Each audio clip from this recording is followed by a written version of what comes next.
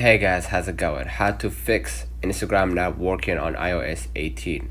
So first of all, what you need to do, you need to go back to your screen, okay? And then basically what you're gonna do, you're gonna go ahead to the settings, right?